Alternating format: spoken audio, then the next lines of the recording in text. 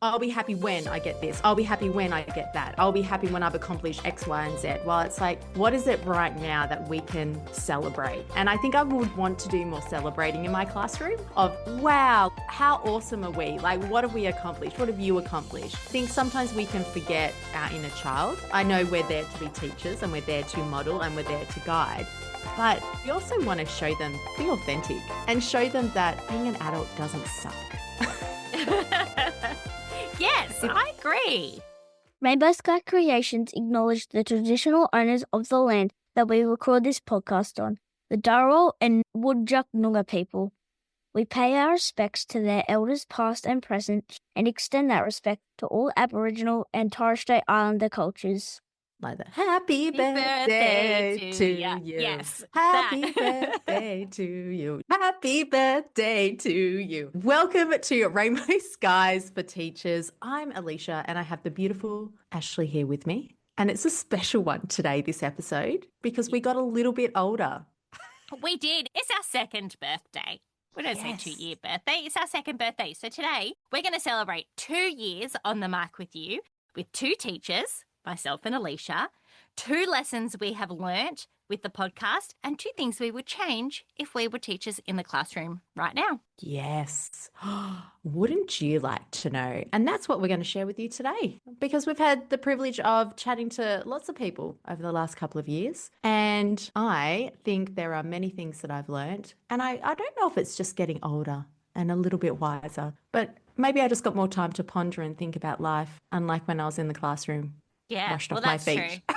I do think as you get older too, you get a little bit more flexy with your brain and your thinking and things as well. Yes. But when do we hit that age where we don't and we become really rigid and senile? Like I our get it. mothers. Hopefully our mothers don't listen to this. Yeah, interesting. I feel like that's you've reached a point. But look, we want to share with you some things that we've learned and had the privilege of chatting to some lovely people and listening to some lovely episodes that have got us thinking. So do you want to start, Ashley, with who your people are? Yeah. How are we going to do this? Should we go 1, 1, 1, 1, or should we go like my 2, your 2? Oh, I like a bit of 1-1. Okay, 1, 1, 1, 1. Okay, so 2 things I have learned on the podcast. I'm going to start with my first one. Was our episode with Malia about the science of reading. That is episode 29. If you haven't listened to it, it's definitely worth going back and having a listen. We spoke about the science of reading and actioning it in the classroom. And one thing that really opened my mind, and as we've been doing more research and learning a little bit more, I've seen this as well, is that we don't have to throw the baby out with the bathwater. There's lots of ways to take what we've already been doing and just align it with the research of the science and reading. And Malia was so good at explaining, yes, get rid of that, or no, keep that, but just tweak it this way. And I loved chatting with her in that episode. Yeah, she made it sound easy and she didn't make us feel bad for not always doing it that way. Yeah, and not particularly knowing. I think that sometimes that's really hard with the science of reading or any new research is that you think, oh, I don't do it that way or I didn't know. That's okay. That's what learning's all about. We would never make our kids feel bad about doing something the wrong way or not knowing. It's a way to grow. It's like that growth mindset piece, isn't it? Oh, 100%. And we're learning so much about the brain. And I think Malia, like you said, put it in such a way that made you go, oh, yeah, that makes sense. And yeah, I can do that and I can infiltrate change. I loved having that, listening to that episode with 2 little kids at home and went, oh, there was a lot I was doing right in the classroom, but just with some small tweaks, I can be teaching them even better how to read and become really great readers at a young age. Yeah. Okay, so that was episode 29. What's your first one, Alicia? Oh, I loved episode 52 where you spoke with the lovely Kylie Atlia, and her episode was It Takes a Village to Educate a Child. And I just love how she is inviting people into her classroom and realizing that she has skills on being a great teacher, but there are so many people in the community that are being underutilized of who can teach the kids in her classroom. And I think we've become quite a silo society that bringing people into your fold is really important and it's part of human survival. So when I was listening to that episode, it was kind of a bit of a goosebumpy episode for me of going, oh, yes, why are we not doing more of that? What's stopping us? For me, I listened to the episode and went, what was stopping me? And why wasn't I doing that? And it's a lot of the time would be fear of rejection or being too hard, administration being like, no, you can't do that, or already making up a narrative in my head. And I thought that was just ridiculous. So that episode is a really great one. If you've been there going, do you know what? I would love to invite more people into the classroom, or how I could be utilizing the amazing community around me, have a listen to that episode for ideas and inspiration, because she really is inspiring. She's so inspiring. She really flips the idea of that one teacher assigned to the class on its head and how you can really bring in that community. It's an amazing episode. I agree with you on that one. Yeah. So go listen. Episode 52. An oldie but a goodie. An oldie but a goodie. My next one is a bit of a newer episode, and this is one that was so popular with the listeners. You probably listened to it if you're listening to this episode. And that was episode 88 with Victoria about outdoor classrooms. Victoria is a really big advocate for learning outside, but she also brought in a lot of different ideas on how you could implement it in your school. If you're just an average school that works in normal classrooms, how you could get the kids outdoors more, and then all of the benefits for learning outside, but not only the benefits for the kids, but the benefits for the teachers. And I found that so fascinating. Another underutilized tool. Yeah, and such a simple tool. We've got outside. Yeah. You don't need to pay for that. You just Yeah. head on outside. And being that, guys, I'm from Perth and it's one of the most standard temperatures. It's going to be hot, it's going to be a little bit hot, or it's going to be kind of, a bit rainy for a couple of months. But then we've got sunshine for 10 months of the year. And I just kind of go, wow, how much of the classroom I would try to get outside. But once again, it's roadblocks. I think there's roadblocks in your head of it's just going to be too hard. But once you get out there and you do more of it, it becomes easier. And then the kids get to know the routine. And a lot of the time the roadblock can be like, oh gosh, how am I going to keep all those kids in check? But that really was a great episode. I am going to go back and listen over it, because I find for myself, it's that check I need of even just in general life of going, if life feels too busy and overwhelming, get outside, move your body. Yeah. Victoria addresses a lot of those roadblocks in the episode as well. She even talks about schools, if it's snowing, how you can still go outside and just take your learning outside. It's so worthwhile listening to it, especially if you do have those blocks of how is that going to work for me? Or what am I going to do? Yeah. Take a page from the Scandinavian countries. They have their little babies sleeping outside every day. They do.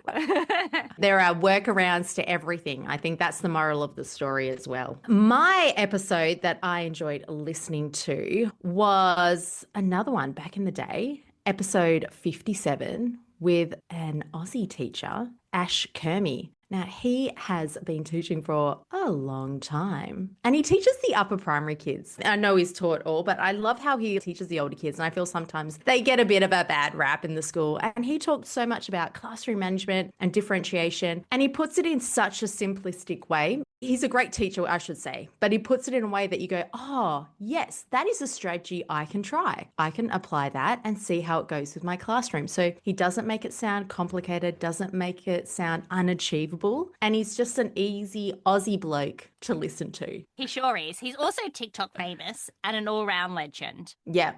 You're like, tell me more about the life and the teaching life of a TikTok famous Aussie teacher. Yeah. What number was that episode? That one's definitely worth going back and listening to. That one's 57. 57. Okay, so that was 2 lessons each that we have learned on the podcast over the last 2 years with these 2 teachers. The next thing we want to share are 2 things we would change if we walked into a classroom tomorrow. Alicia, do you want to hit us up with your first thing you would change?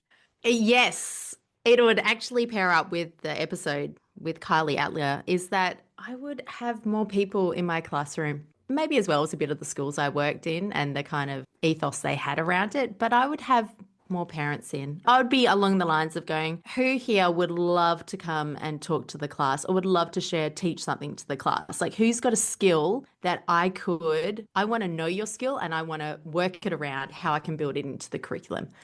And I think I would spend more of my energies focusing on that. I guess when I was teaching and starting out, it was all like, how do I run a classroom? What lesson should I do? And but now with all my teaching experience, I've got the time to go, all right, I'm ready to bring more people into the fold. And I'd be doing that. Even like looking at what's in the local community. I feel like maybe since having kids, I realize how amazing the local community is. You look at the local council and you look at what the libraries do. I go there, I'm like, I can't believe this is just a service that's available to me. And there's so much out there like that. It's just that we don't know about it. So just bringing them into the limelight so we can celebrate them and learn from the amazing skills and offerings they have. Yeah, if you've got a local library that's walking distance from your school, go and visit it. They always provide different activities and things that you can do there. I've taught at many schools like that, and it's fabulous. I actually remember it from when I was a kid, going to the local library, walking there.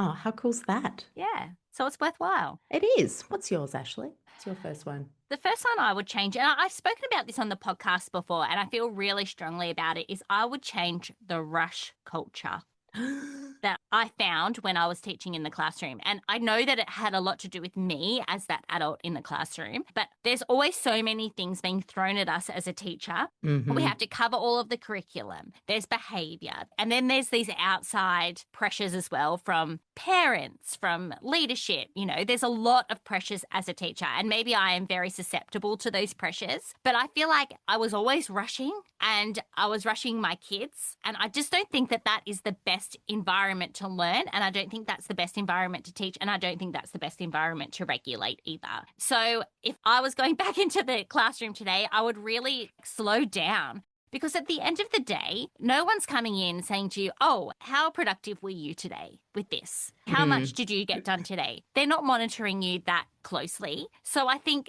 the less you do, sometimes the further you get. And I'm not saying not do anything, but I'm saying I would find 10 minutes. Oh, we've got 10 minutes. Let's quickly squish this in. And that's not good for a lot of the learners in our classroom. And it's not good for you as the teacher as well. Yeah, that 10 minutes is, hey, let's pull out a book and all have a chill and have a read of a story. Yes. Or you guys are really enjoying what you're doing. We've done a wrap up. Do you want to just go finish off what you're doing or just have 10 minutes to yourself? Yeah.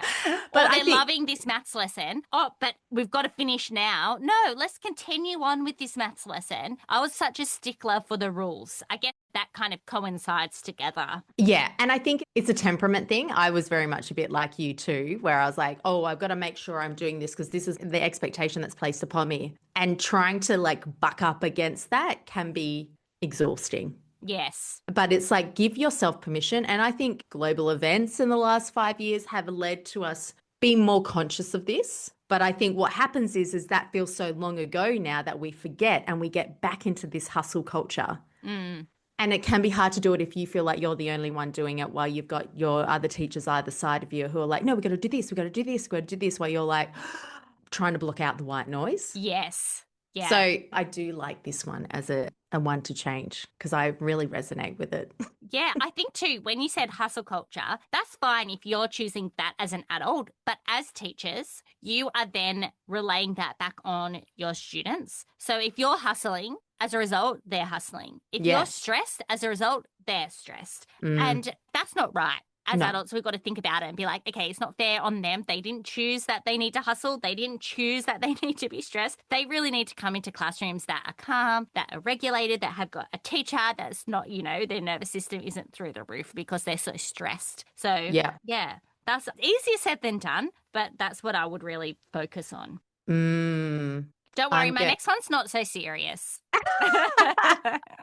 I feel like it could go into what are 10 things you could change if you were going back into the classroom. I'm going to kind of coattail off yours because mine does come, I think we've entered an age where in teaching, I'm pausing to think about this one. So when I was in the classroom, this wasn't around. So for me, I think there's an underutilized tool that I would have been using a lot more because I have a susceptible overthinking brain. I can overthink and I can get my knickers in a knot, as my mother would say, and be working long hours, early mornings, late nights, because there was just this perpetual need to make sure I was doing it right. right? So for me, I think there's a really important, I'm going to kind of mirror up two things I'd change. When you're talking about that hustle culture, Yeah. I would be bringing in more into my classroom, and I was starting to do it more, was more of that regulating, more of that slowing down, more of that. I know how powerful breath work is, like with the work I've been doing over the years, that I would be bringing that into my classroom. I know how powerful it is when we stop and we pause and we have a moment and we reflect. And I think sometimes we rush into lessons from one to the other that we haven't even given the kids the time to process what they have been learning or with the skills that they have been building. And that is a detriment because then they feel like they're always having to chase to succeed, chase to accomplish. And we're setting up this false perception of what life is. You know, it's Agreed. kind of like, I'll be happy when I get this. I'll be happy when I get that. I'll be happy when I've accomplished X, Y, and Z. Well, it's like, what is it right now that we can celebrate? And I think I would want to do more celebrating in my classroom of, wow, how awesome are we? Like, what have we accomplished? What have you accomplished? And it kind of leads into, for me, a big restriction. This is why it's kind of a two in one. A big restriction for me was that I felt like I had to make sure that I knew everything that was going into my lessons and had it all set up, that I was letting that stuff fall by the wayside. And with AI, I know how AI has helped me personally and helped us in our business, that I would be going, how do I use that AI tool to help me as a teacher in the classroom? To kind of help stop that overthinking mind of going, there's my structure. I've already got it. Stop overthinking it. And now work on connecting with that local person in the community to get them to come in because I know what my lesson's going to be. I've got my activities. I'm sorted. I'm ready to go. So it's kind of mirroring in all of that together. I like it. As you were talking and you were saying celebrating more, I was thinking you do actually need to slow down a little bit in order to celebrate more. Yeah. They're the things that we can just rush over because we're too busy getting on to the next thing. But slowing down, taking the time to celebrate all sorts of different things. Yeah. And just worrying less. You know, I feel like what stops you from celebrating is because you're worrying about the next thing that you've got to do. You're worrying about the next thing that needs to happen. It's just, as said, it's so much easier said than done. Like I know teachers in the classroom right now probably rolling your eyes like, oh, you've forgotten what it's like. But yeah, it's easier said than done. We're just food for thought, my friends. Yes. In a magical world with our magical wands, this is what we would love. Exactly. My second thing that I would change would be, and this has kind of moved with the times as well, especially here in Australia, not overseas, but I would have done more lessons, or I would do more lessons that are seasonal, that get the kids excited. Yeah. In my first sort of least 10 years, even 15 years of teaching, lessons like Halloween, we did Christmas stuff, but lessons like Halloween, Harmony Day, spring themed lessons, none of this was really celebrated or done in the classroom. And I think it does really encourage learning and excitement around learning. There's so many more resources these days that you can access. I mean, we've created a lot of these resources as well. And I think that it's a really fun way to get kids engaged in learning and doing different themes. But at the same time, they've got that high buy-in power. And we've spoken about that before on the podcast, getting that high buy-in from the students, but practicing the skills that they need to learn at the same time. I always thought we don't have time for that. We don't have time to do the fun Halloween lesson. And it kind of goes back to that rush culture again, doesn't it? Kind of come around in full circle. It has. I think you hit the nail on the head about the seasonal. It brings that fun. It brings that playfulness. Yes. Right. And I think Yes. that a playfulness is a tool that can help children regulate their emotions. So if you've got kids who are finding there's a lot going on, add a bit of playfulness to your day with the structure of your lessons. And God, if you're in early childhood, you actually incorporate play and give them that time to build their emotions. I agree with you. I think just having a bit more fun. Like I felt like I was a fun teacher, but I realized I was pretty uptight. I think I came across as a bit fun on the outside, but on the inside, it was like, ugh, that I would go pirate for a day. What's stopping you from being a bit silly and a bit playful? And you come in as a pirate or you just wear a pirate hat is enough to get the kids going, oh, what's going on today? And I think sometimes we can forget our inner child. I know we're there to be teachers and we're there to model and we're there to guide. But we also want to show them, be authentic and show them that being an adult doesn't suck. Yes, I agree. Yeah. So I think that seasonal, pairing it up and celebrating the fun that is happening around you and the traditions. I think there are some things that I know, I feel like traditions, they're not as strong in Australia as they are in some parts of the world, that it's like, let's nurture that tradition. Let's nourish it, Anyway. Even with the traditions, I think sometimes those things on the calendar, for me, it was always like, oh, this next thing's coming up. It's like another interruption. That's how I saw it. Athletics Carnival, Book Week, so on and so forth, interruptions. But no, if you kind of changed your mindset around it and said, Book Week's coming up in 2 weeks, let's look forward to it. What's everyone planning on wearing? What books are we going to celebrate? Athletics Carnival's coming up. Who's excited? Who's training at home? Who's going to really shine during that time instead of looking at it as an interruption? Yeah. I sound like a real Debbie Downer as well.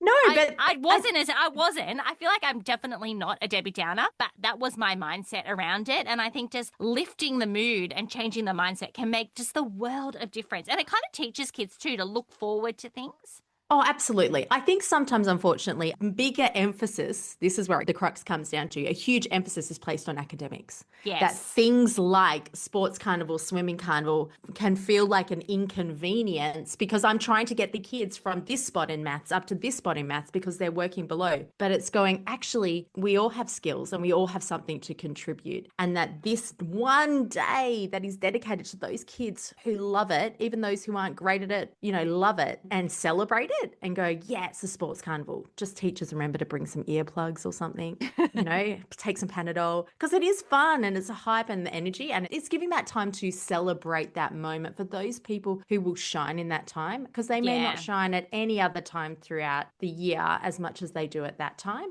But it's true. I think sometimes the academics get so much of a huge push that all this other stuff we're dealing with now is because it's fallen by the wayside. And I think that's what happened in the pandemic is people just went, oh my God, we weren't ready to cope with it. So then we've been trying to spend all that time now to build up our pastoral care, building up emotional skills and making them so powerful and equipped to be able to then take on that heavy cognitive load of the academics. Oh, we got heavy, guys. We But did. I think it needs to be talked about. It just needs to get the discussion happening. If these are the sorts of things that people are talking about, and we're ex-teachers, right? We're teachers who were in the classroom. We've had a time to pause. We've had a time to reflect. We've had changes in our lives. And looking back on it, we wish we had done things differently. But gosh, I had a fun time in the time I was in the classroom. Oh, it was same. great. The other thing too is that now we're looking at it from a perspective of like teachers. So yes, we've been in the classroom, but also our children are at school or about to go to school. And we want to give you permission as a teacher to not take it so seriously and not be so stressed, because I wanted my kids to have a teacher that's happy, that's enjoying their job, that's not feeling rushed and pressured and therefore putting that unknowingly, not purposely, but on the children in their classroom, which results in my child feeling those sorts of things. So I think that that plays an element too. And people always say that you're a much different teacher once you've had children. And I kind of always thought, oh, okay. But now I totally see. Yeah, absolutely. So this is your permission slip to have fun, to let loose. Not give homework. I think my kid could be the worst at kindy reading. Oh, my kids don't do homework. And at our teacher parent interview with my son's teacher this year, I said to him, he's got the tick for rarely does homework. And I said, that's my fault, because I don't say they have to do it. If they choose to do it themselves, that's fine. Other than that, they don't have to do it. And he was like, oh, amen to you. The only reason I give it is because I have to. He's like, I agree. If he's out surfing, if he's out playing footy, if he's outside having a good time, if he's doing creative things that he enjoys, like building Lego, go for it. And I thought, yes, that is refreshing. Mr. Quinn, he's also a legend. And I think that's it. Sometimes we've got some systemic systems like that we have to change. And unfortunately, they're only going to change as time passes, I feel, and as people drop off their perch. And also if we come together as a team. Yeah, absolutely. So you might feel like you're the only person at your school right at this moment, but there's someone that you can get on your team and slowly you can build it up. Like it feels daunting if you're like, I've got to create this revolution myself, but it's not about that. It's about coming together. So you've listened to us. You might share this with another teacher who feels exactly the same way, and it slowly builds from there. And that's how we can make change. We can do it together. That's it. We can do it together. I'm really passionate about making change in the the schooling system, if you can't tell. Well, you're in the right place. Yes, 100%.